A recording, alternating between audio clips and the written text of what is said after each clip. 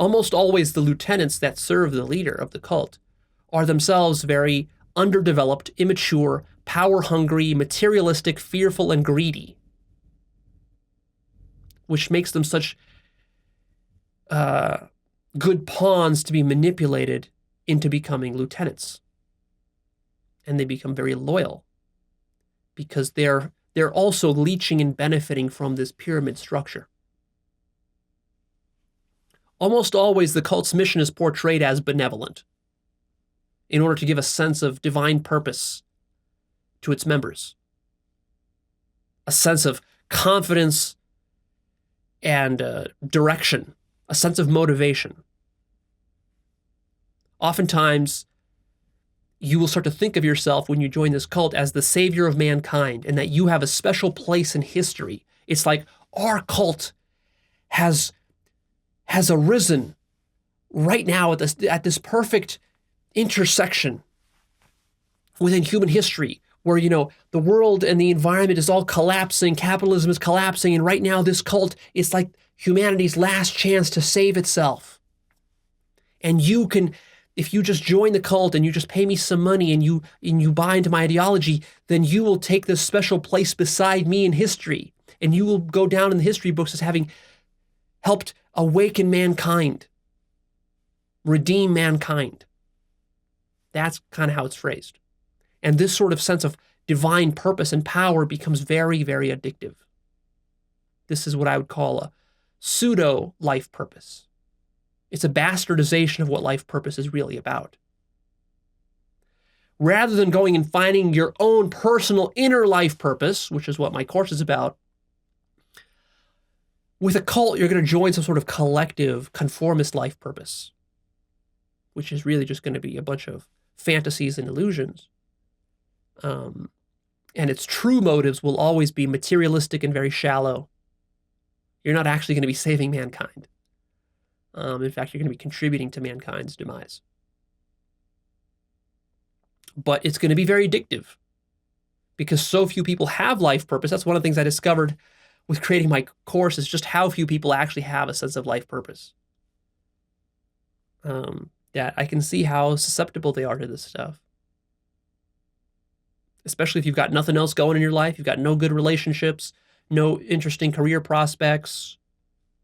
What do you got to do? Join a cult, get a quick sense of life purpose, bam, you're ready to go. You're motivated, you're engaged. Life feels like it finally has juice. It feels exciting. You're excited to wake up in the morning, and there you go, you're hooked.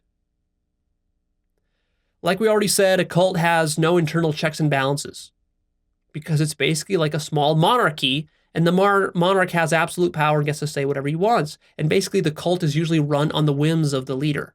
So whatever my whims are, if I want to have sex with you, if I want to take money from you, if I want to have you fly somewhere, that's how the cult is going to work. Cults have a totalistic ideology. That's one of their characteristics, which means that they try to sell you on one perspective which purports to solve all of life's problems with its ideology.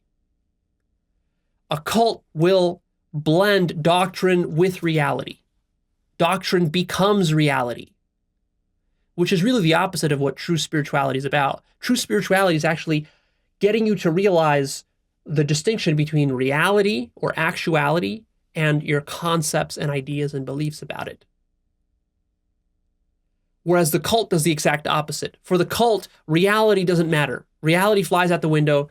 The doctrine and the concepts, they become the reality. That's what we mean by that, creating this bubble of delusion or fantasy. Cults almost always push a dualistic view of the world as a battle between good versus evil. Of course, we as the cult members, we're the good guys.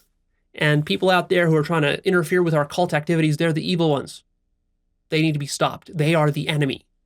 And so a cult will usually spend a lot of time demonizing certain elements of society, other people, other races, other groups, creating an external enemy. That's what the ego loves to do, because then it's busy fighting the lesser jihad and never has to really fight the true jihad, the inner jihad, the greater jihad, by going inside and self-reflecting and actually conquering the ego. So it's a very sneaky distraction mechanism. Also, characteristically, cults tend to engage in a lot of black and white thinking, us versus them.